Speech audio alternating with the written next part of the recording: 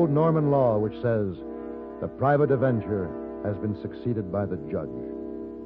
You'd do well to remember that before you decide to take the law into your own hands.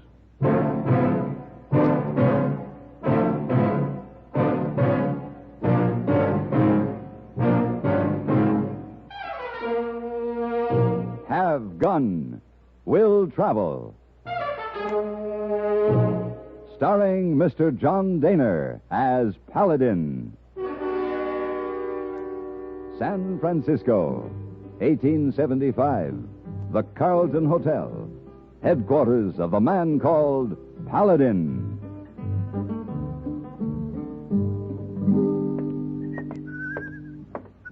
Oh, good morning, Mr. Paladin. Good morning, hey boy. You go out early. Yes, indeed. Nothing like a brisk walk before breakfast. It's a very nice day. Oh, yes. Warm sunshine. It's delightful. The years at the spring and days at the morn. Excuse me, Mr. Mornings Paladin. at 7. You forgot to pick up mail last night. But this letter come for you. Oh, thank you, hey boy. From Sid Muller, Beaver Fork, Montana. Let's see.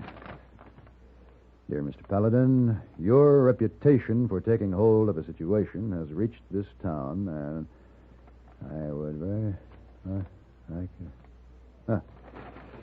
Hey, boy. Yes, sir. This Sid Muller says he needs my services, wants me to get up there to Beaver Fork as soon as possible. So will you go down to the hotel basement where my trunk is stored and dig out that winter clothing we just packed away? Oh, yes, sir. So bad you had to leave when we have such a nice day in San Francisco. Yes, hey, boy. Oh, well. Mr. Muller enclosed a very handsome check.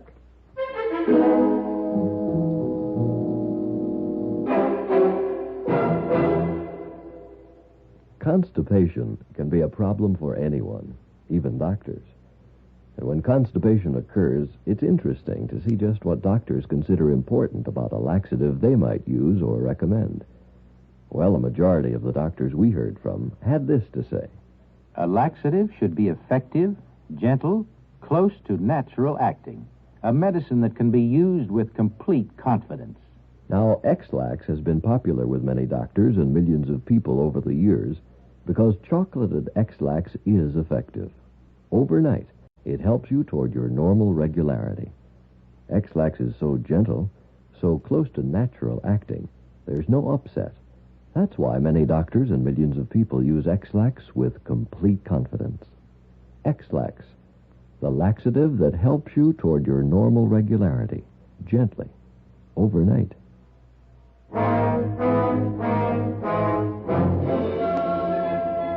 For most of the country, the year was at the spring, but northern Montana was having a late winter. I reached the settlement just 20 miles from Beaver Fork when a blizzard hit. The storm raged for 10 days, and when the sky finally cleared, the snow was piled in roof-high drifts, and the roads were 8 feet under. I had found Mrs. Abbott's boarding house, home cooking, clean beds, reasonably comfortable, and my fellow lodgers were quite pleasant. Good morning, Paladin. Morning. Hey, where do you think you're going all rigged up like that? I'm leaving, old-timer. I've already wasted too much time. Oh, now looky here. You ain't aiming to take out over that mountain, are you? I have to. I should have been in Beaver Fork over 2 weeks ago. Well, it must be important if it can't wait till the trail clears up. A man sent for me, Sid Muller. Said you know him? Sure, I know Sid. Know the rest of the bunch, too. There's 4 Mullers up this way. They ain't been in these parts long, about a year, maybe. Oh? Well, he said he needed me. Have you bothered to take a good look at the snow hanging on them peaks? Well, there's lots of it. Yeah, just like it was in 59. Oh, big jiggers, I'll never forget that. What happened? Avalanche. Oh. Biggest avalanche ever heard of in these parts. Well, I'll just have to take my chances. Bye, old-timer. I followed the floor of a wide, white valley for several miles, then turned toward the mountain. A hunter passed me, his rifle slung easy across his arm. He smiled, waved, and went on, and I started the climb. Halfway up the slope, I stopped to rest on a narrow ledge. Below me, on the flat land, I could see the hunter, and apparently he had spotted his quarry, for he raised the rifle to his shoulder and fired. I looked up ahead to see if he had made his kill. The body of a man lay sprawled in the snow. And then it came. Like a whisper at first, and a slow, almost gentle movement, and then a low rumble that built to a deafening roar, and a great white cloud that moved toward me and met me.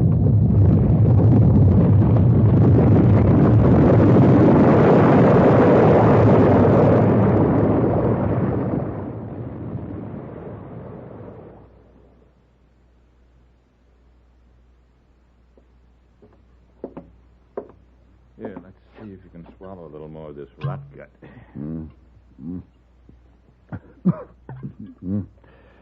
Rot gut is right. Discriminating man. I like that. Sorry, but it's the best I can do at the moment. You better lie back. Yeah, I think I will. Well, looks like you're going to make it after all. I was doubtful for a while there. Mountain fell on me. Takes a little time. It's all right. Take all the time you want. Hey, where am I? What is this place here? An abandoned sheep herder's cabin. I found it holed up here during the storm. My name's Daniel Carr. Did you dig me out of that snow?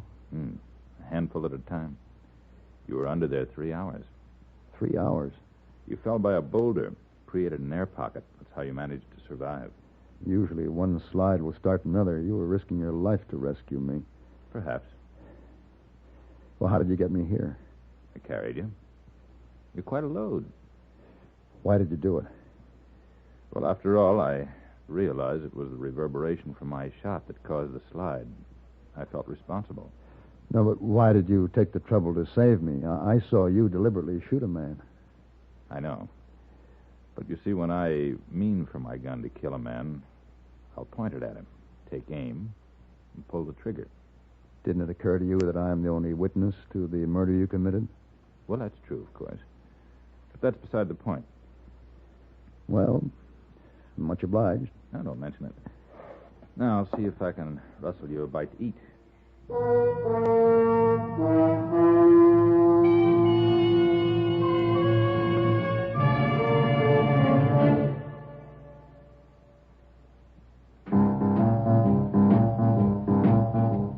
Talk about best-selling records. Here's a familiar tune about America's best-selling filter cigarette, Winston.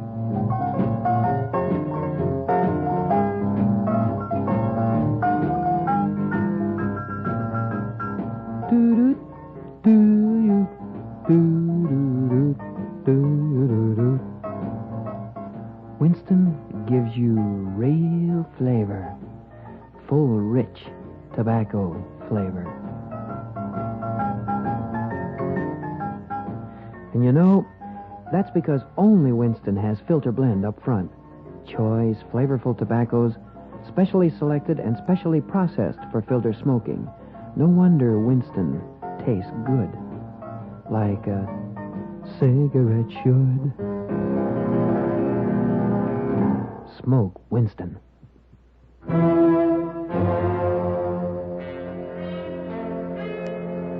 I recovered from the shock and exposure in a couple of days. But it developed I had a badly wrenched knee and couldn't walk. I was helpless and became further indebted to Daniel Carr for excellent care and, I must admit, as pleasant a companion as I had enjoyed in some time. Now, wait. The queen takes the rook. Yes, but the other white rook takes the queen. See? But the interposition of the knight then postpones the mate. Only one more move. No. Well, someday when we have a chessboard in pieces, I'll show you. All right.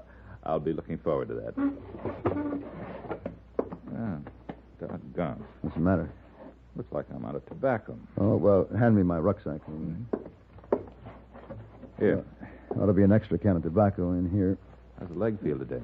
Oh, it's much better. Good. Guess I'll have to face up to the fact that I have a job to do. Yes, I will, too. Where's that tobacco? Oh, yeah. Here it is. Good. Keep it. Oh, thanks. Oh, here, this letter fell out of the sack.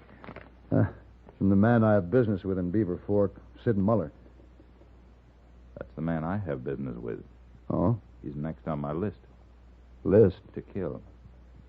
Why? I haven't asked you any questions, Paladin. Yeah, that's right, but does Sid Muller know he's on your list? I think he does. Well, Daniel, I think it's only fair to tell you. My gun is for hire. Now, Muller sent for me, probably to protect him from you. And perhaps we'll meet again. I sort of hated to say goodbye anyway. It's been very pleasant. Are you leaving? I made my plans this morning, as soon as I saw you could get around. So I'd better get started, especially if you're going to be working for Muller. I'd hate to have to point my gun at you, Paladin. And I would, you know, if you got in the way of the job I have to do. For so long. Thanks again for the tobacco. Thank you for saving my life. It was a pleasure.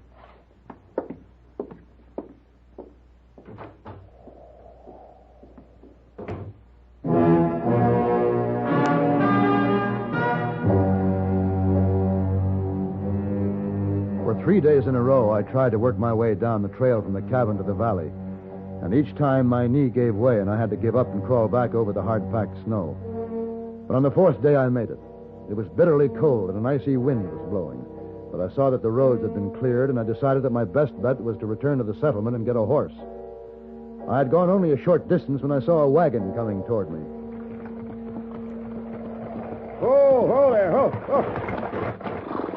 Well, Paladin. Hey, old-timer. Lordy, man, I never figured to see you again till the spring thaw. Yeah? I was thinking you was stretched out stiff under that hunk of snow that come down off the mountain. As a matter of fact, I was, briefly. What? Yeah. Oh.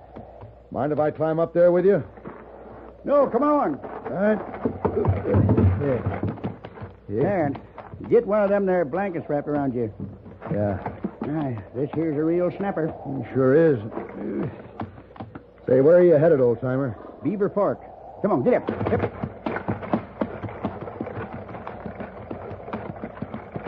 I'm the bearer of pretty darn disconcerting tidings. Yeah? Yep. After the slide, we was all out there poling around the snow looking for you. And out in the valley there, we come across Abe Muller, rifle shot. Abe Muller? Yeah, that's Sid's brother.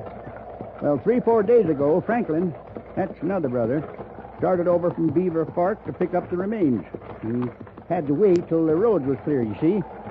Well, he never showed up. 'Cause why? He was found this morning. Rifle shot? Yep. Looks like somebody's setting out to exterminate the Muller boys. Yep. Looks like a real blood feud. A blood feud? Hey, wait a minute. Old-timer, where were the Mullers located before they came to Montana? Well, they've always been kind of tight-mouthed about themselves, but I always figured it was Texas. Sure. Dalby County. Judge Orrin Carr. Daniel Carr. I don't seem to follow you, Paladin. Judge Carr was an Easterner, appointed by the president to preside over the court in Dalby County, and the first case that came up before him was a murder charge against a man named Muller. Yeah? He was found guilty, and Carr sentenced him to be hanged. The day the sentence was carried out, 5 men broke into the judge's house and strung him up by the neck from the rafters. What'd they do to the varmints? Nothing, but everyone knew that the 5 lynchers were Muller's sons. You mean you think these here Mullers are the same ones? And as I recall, several months later, the oldest Muller boy was ambushed. Yeah, that must have been when the others left Dalby and came up here. Huh. Daniel Carr. Judge Carr's son, of course. The judge's son? What are you saying, Paladin? I'll explain later, old-timer. Let's get a move on. All right. Get up there. Come on. Come on, get it.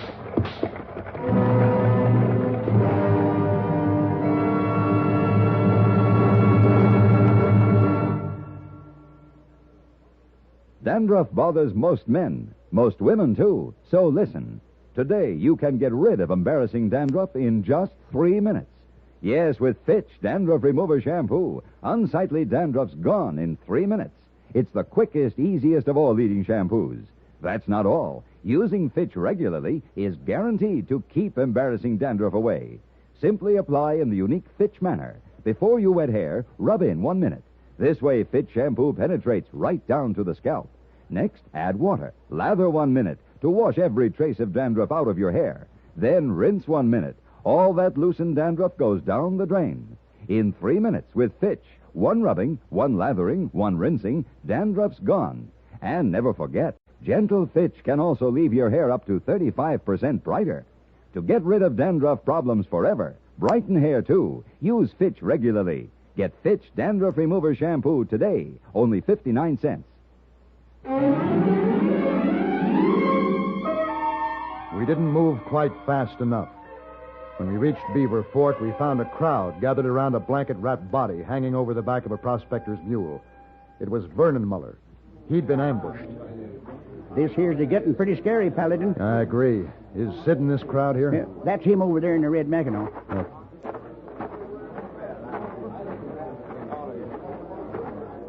Sid Muller? Yeah, who are you? My name is Paladin. Paladin. Fine time for you to be showing up. Yeah, I know. You're too late to be of help to me. That's why I want to return this check to you. Here. Now, Sid, your brother Franklin was found this morning. Frank? He's been shot. He's dead. Frank, too. You hear that, men? Frank got it, too. I tell you, there ain't nobody safe while that crazy killer's running loose. Sid, the only life in danger now is yours. You better get to the sheriff and ask for protection till the man can be found and brought to justice. Justice? Look, Paladin, we'll see that he's brought to justice. Just don't you worry. Fellas, a prospector that brought in Vernon here says there were some tracks out there in the snow. We gotta get us some hounds and go after that crazy killer. And when we get him, we string him up. Come on, fellas! Them fellas is real worked up, Paladin. Yeah. I think maybe I know where Daniel's headed. I've got to get to him before that mob does. You're so all-fired concerned about this feller, you'd think he was beholden to him. Old-timer, I'm beholden to him for my life.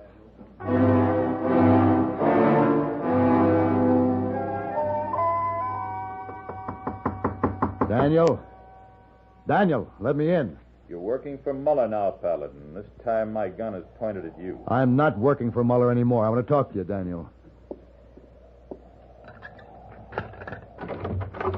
I hope you don't mind. I'm going to keep my rifle on you. Go right ahead. Come in. Close the door.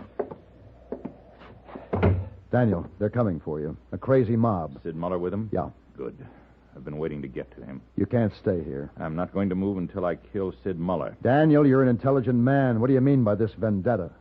Paladin, my father sat as a duly appointed judge.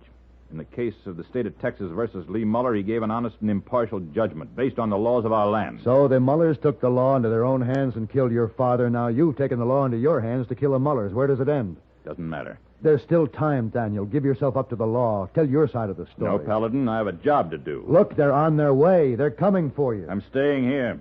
And don't interfere. Daniel, listen to me. Stay back. No.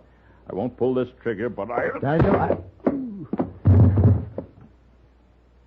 Sorry, Paladin.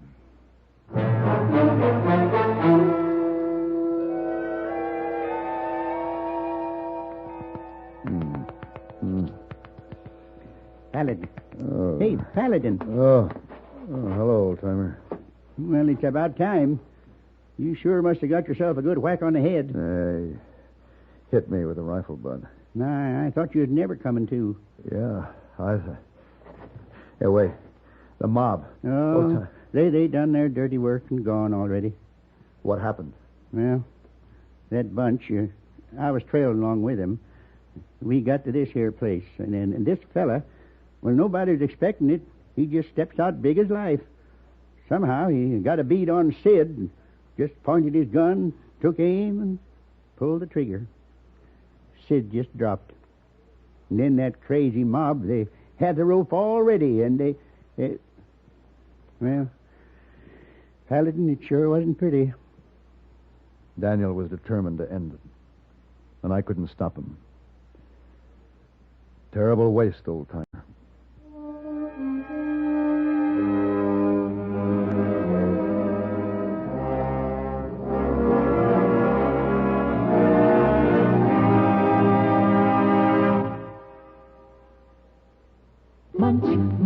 Munch of Fritos corn chips. And since Fritos corn chips are fresh as spring itself, it seemed appropriate to give you a springtime gift. So Fritos have attached a free package of flower seeds on their large bags as their salute to spring. There's nothing for you to mail in. Just buy a large bag of Fritos, and there, right on the bag, is your free package of flower seeds. They're the finest seeds you could get anywhere, genuine burpee seeds. And there are 3 varieties, beautiful zinnias, snapdragons, or petunias. Get yours, while they last, free flower seeds on the large bags of Fritos corn chips. Munch, munch, munch a bunch of Fritos, corn chips. It's not polite to smack your lips, but you can't help it with Fritos corn chips. Munch, munch, munch a bunch of Fritos corn chips.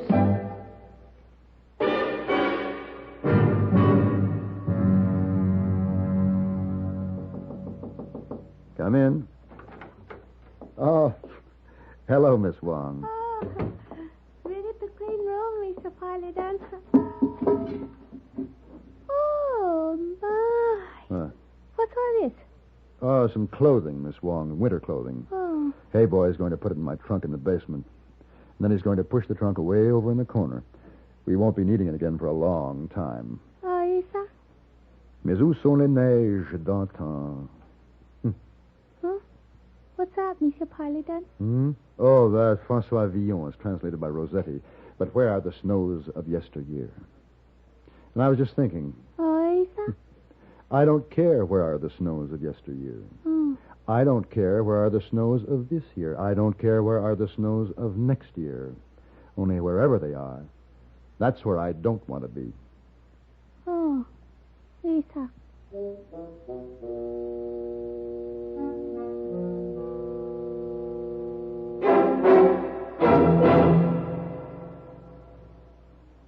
Hello, I'm Burgess Meredith. Did you know there are over 3 million persons in America who are hard of hearing and not doing anything about it? Maybe you or some member of your family is hard of hearing. Well, fortunately, I've never had this problem. Some of my friends and family have. Now, a few years ago, your excuse might have been that you didn't want to wear a bulky hearing aid. But today, it's a different story. I've just seen the new Super 60 hearing glasses developed by Mako Electronics. If I hadn't known they were hearing glasses, I would have guessed them to be regular eyeglasses. It's a wonderful way for any hard of hearing person to conceal a hearing loss. There are styles for both men and women. For an interesting free booklet on hearing glasses for yourself or a friend, stop in at Mako or write to Hearing Glasses, CBS, 485 Madison Avenue, New York. Don't wait until your hearing gets worse. It may be too late. Send for your booklet today. Write CBS, 485 Madison Avenue, New York.